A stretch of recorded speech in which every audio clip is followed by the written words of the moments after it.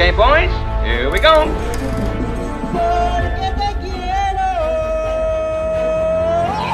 Halo guys, kembali lagi bersama Mimin di Celengan Film. Apa kabar kalian? Ya, semoga selalu sehat dan bahagia ya. Oke, kali ini Mimin akan membahas alur film yang berjudul The Wonderful Wedding. Film komedi Taiwan ini dirilis tahun 2015. Daripada lama-lama, yuk mari kita menonton. Film ini diawali banyak wanita yang berebut dan bergegas mengenakan gaun pengantin di sebuah acara. Selanjutnya, terlihat seorang laki-laki yang sedang membantu mencabut uban wanitanya. Mereka adalah Lee Sun Fan, seorang wanita cantik yang bekerja sebagai desainer, dan Gao Fei, seorang pria tampan sekaligus seorang eksekutif muda. Kemudian, momen lucu terjadi saat Lee Sun Fan akan dicium Gao Fei. Ia malah kentut.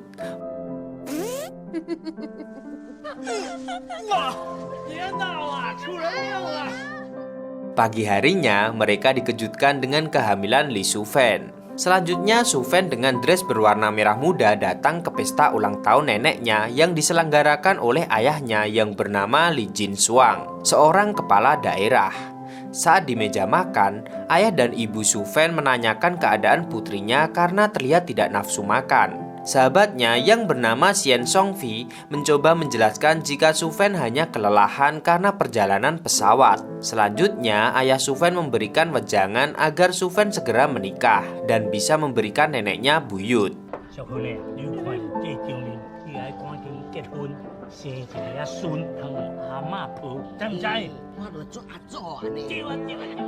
Kemudian ayahnya meminta untuk ditunjukkan pacar Sun Fan apakah layak sesuai kriterianya atau tidak. Beralih ke Gao Fei. Di sela-sela kesibukannya, ia menyempatkan untuk menerima video call dari ayahnya. Ayah Fei juga minta segera dikenalkan dengan pacar putranya.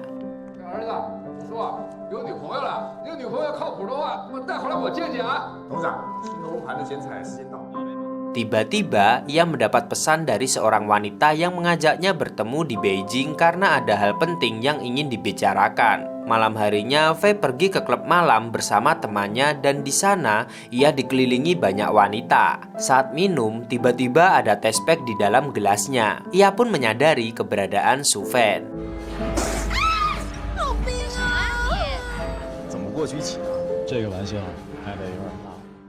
Keesokan harinya, Fei mengajak Sun Fan bertemu dengan ibunya. Kini giliran Sun Fan mengajak Fei bertemu dengan keluarganya. Tiba di rumah orang tua Fei, mobil sport milik Fei dikerumuni banyak orang. Hal itu membuat ayah Sun Fan terkejut, apalagi setelah melihat penampilan Fei. Ayah Sun Fan mulai menginterogasi Sun Fan dan pacarnya. Setelah tahu Gao Fei berasal dari wilayah Beijing, keluarga Sun Fan terkejut dan ayahnya langsung melarang putrinya berhubungan dengan Gao Fei. Ibu Sun Fan berusaha membujuk suaminya, tapi ayah Sun Fan tetap kekeh tidak merestui karena usia Gao Fei dan putrinya beda 3 tahun, dan artinya itu akan membawa nasib buruk. Kemudian nenek Sun Fan datang dan memberikan dukungan pada cucunya. Saat makan bersama, Gao Fei sering melakukan hal yang melanggar budaya keluarga Sun Fan. Seketika ayah Sun Fan protes karena menurutnya itu pamali. Kemudian ayah Sun Fan mengajak calon menantunya itu untuk lomba sweet. Jika Gao Fei menang, ia boleh tidur di rumah Sun Fan.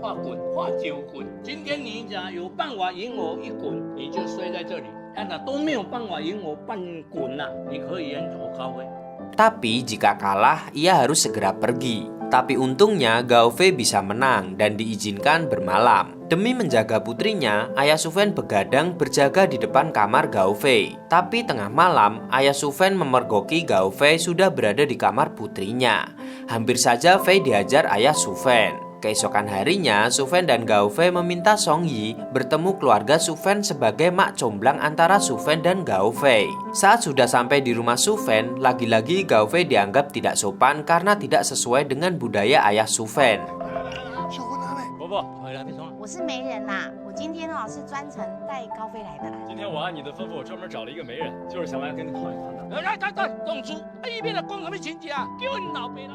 Kemudian, ayah Sufen meminta Gao Fei membawa orang tua jika serius dengan putrinya. Gao Fei kemudian menemui ayahnya bersama Sufen. Akhirnya dua keluarga pun bertemu. Saat datang, ayah Sufen terlihat seenaknya sendiri. Ayah Sufen terkejut saat mengetahui ayah Gao Fei mempunyai dua istri. Kemudian, ibu tiri Gao Fei menjelaskan jika keluarga Gao Fei adalah keluarga terpandang di Beijing keturunan dinasti Qing. 这个是淑芬的爸爸妈妈。哦，对了，不知道淑芬跟两位说了没有？我们高家的祖上在北京可是满清皇室古尔勒斯家族。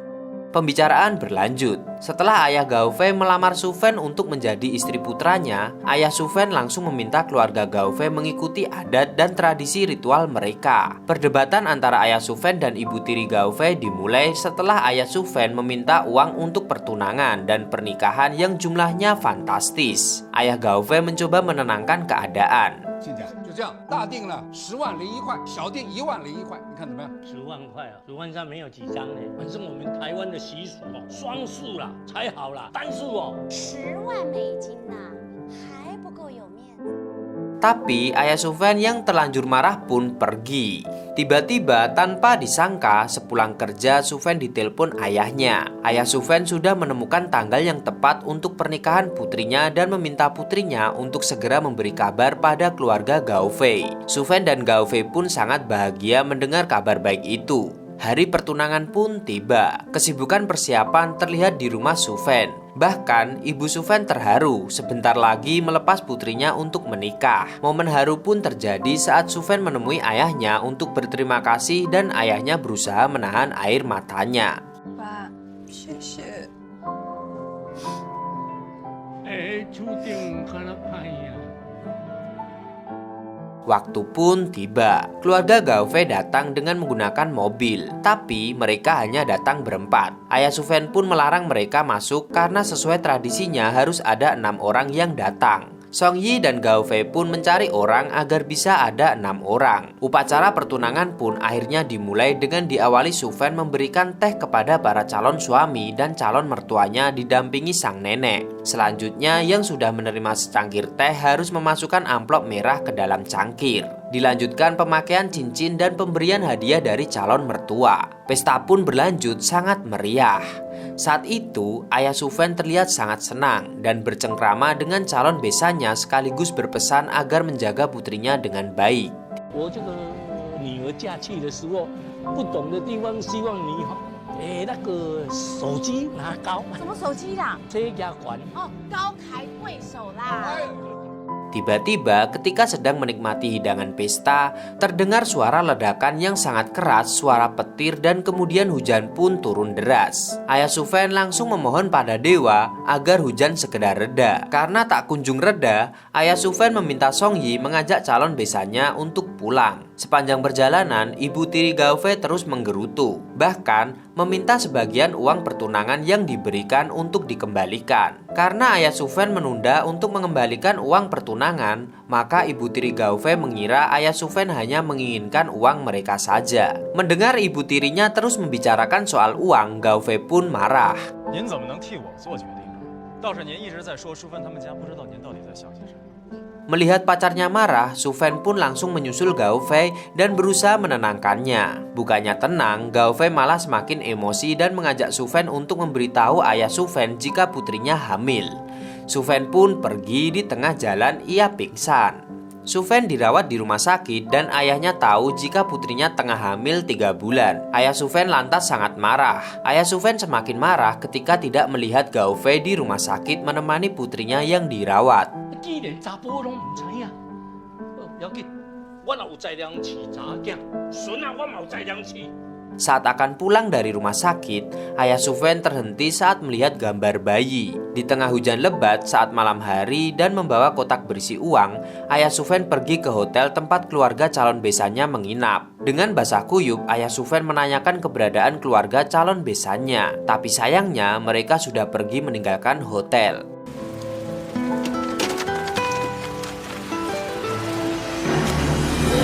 Setelah keluar dari rumah sakit, Song Yi menyarankan Sufen untuk tinggal di Beijing agar dekat dengan Gao Fei. Tapi sepertinya Sufen masih marah, bahkan 35 panggilan dari Gao Fei pun diabaikan. Setelah hujan badai yang melanda Taiwan, Song Yi datang memberitahu jika keluarga Gao Fei ingin membicarakannya dengan baik-baik. Meski sempat marah, ayah Su Fen pun menyetujui untuk datang ke Beijing dan meminta untuk disiapkan paspornya. Sesampainya di Beijing, ayah Su Fen langsung menemui ayah Gao Fei. Kemudian, ayah Su Fen menyerahkan kembali uang dari besannya. Ayah Gao Fei berusaha menolaknya, tapi lagi-lagi ibu tiri Gao Fei yang mata duitan malah berniat menyimpannya. Kemudian ayah Gao Fei mengatakan pada ayah Su Fen jika uang itu dikembalikan padanya sama saja pernikahan akan batal. Mendengar itu, ayah Su Fen kembali menyiapkan uang besannya itu dan berniat untuk menggunakannya saat pernikahan anak-anak mereka. Akhirnya, ayah Su Fen setuju untuk urusan pernikahan akan diatur oleh keluarga Gao Fei. Sebelumnya, Gao Fei meminta syarat pada ayahnya untuk menghadirkan ibu kandungnya. 办婚礼，我妈在场。那就这么办了。好， Hari pernikahan pun tiba. Arak-arakan pengantin dengan pakaian serba merah menarik perhatian banyak orang. Sampai di tempat pernikahan, mereka disambut dua barongsai. Pesta berlangsung sangat meriah dengan tradisi keluarga Gao Fei. Semua orang terlihat sangat bahagia. Kemudian, di dalam kamar pengantin, Su Fen muntah-muntah. Ibu dan Song Yi hampir menidurkan Su Fen di ranjang pengantin, tapi ayahnya melarang. Lagi-lagi karena pamali menurut tradisinya. Tapi, saat ibu tiri Gao Fei datang, ia malah meminta Su Fen untuk segera duduk. Bahkan meminta duduk di atas kapak agar beruntung. 来来来，快点坐下来。对，坐下坐下。 Pesta pernikahan dilanjutkan di dalam gedung dengan sangat meriah. Bahkan ada door prize mobil mewah untuk para tamu undangan. Saat pernikahan akan dimulai, ayah Gao Fei mencoba mengajak ibu kandung Gao Fei untuk bersamanya. Tapi ibu tiri Gao Fei menghalanginya. Pesta dimulai ditandai dengan Gao Fei dan Su Fen masuk ke dalam gedung resepsi. Saat upacara minum teh, tiba-tiba ibu tiri Gao Fei merebut cangkir teh yang harusnya diberikan untuk ayah Gao Fei. Ayah Gao Fei terlihat kesal, tapi ia tidak bisa berbuat apa-apa. Kemudian, saat menghidangkan teh untuk orang tua Su Fen, Gao Fei mendapat pesan untuk menjaga Su Fen dengan baik agar pernikahannya tidak berakhir seperti ayahnya. Tiba-tiba Su Fen berlutut di hadapan orang tuanya untuk mengucapkan terima kasih. Gao Fei yang hampir saja mengikuti Su Fen berlutut malah dimarahi ibu tirinya. Mereka kemudian terlibat perdebatan, hingga tanpa sengaja mendorong Su Fen hingga terjatuh. Su Fen yang kecewa pun pergi meninggalkan ruang resepsi.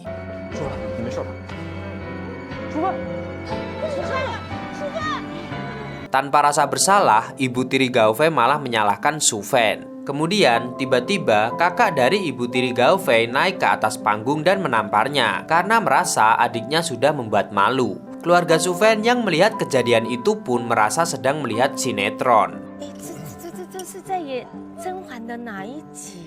Ayah Gao Fei berusaha minta maaf kepada ayah Su Fen, tapi ayah Su Fen yang masih syok dengan kejadian itu jadi menyalahkan dirinya sendiri. Kemudian pergi meninggalkan ruang resepsi. Setelah minta maaf pada ayahnya, Gao Fei pun menyusul meninggalkan tempat resepsi.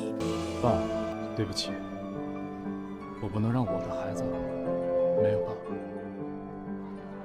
Selanjutnya, Su Fen berkemas meninggalkan apartemennya. Ia juga melepaskan cincin pernikahan di jarinya. Kemudian, ia meminta maaf pada ayah, ibu, dan neneknya karena telah mengecewakan mereka. Su Fen memutuskan untuk tidak membutuhkan suami dalam membesarkan anaknya. Karena ia tidak menginginkan suami yang tidak bisa mengupas kulit udang sendiri dan bersikap seperti anak kecil. Su Fen kemudian meneteskan air matanya. Waktu pun berlalu. Ayah Su Fen dengan setia mengantar putrinya ke dokter kandungan.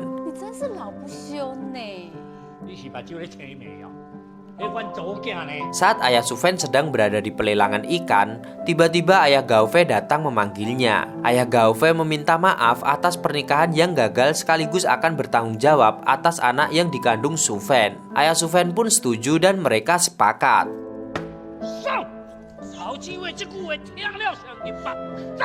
Keesokan harinya, keluarga Gao Fei datang ke rumah Su Fen. Gao Fei pun ikut serta dengan membawa beberapa bingkisan. Nenek Su Fen kemudian meminta Gao Fei dan Su Fen untuk bergandengan. Ternyata Gao Fei masih memakai cincin pernikahan mereka.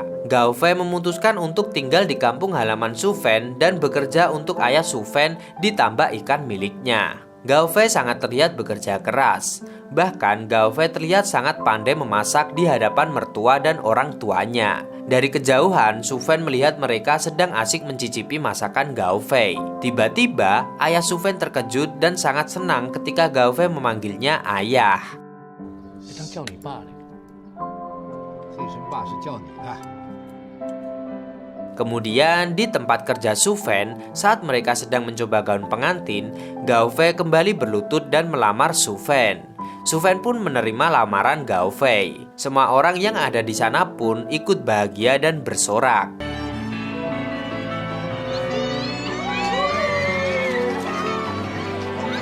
Saat sedang meributkan uang sisa pertunangan, tiba-tiba Su Fen pecah ketuban dan semua pun panik. Dengan cekatan, Gao Fei pun menggendong Su Fen. Pak Camat nggak jadi hamil dan film pun tamat.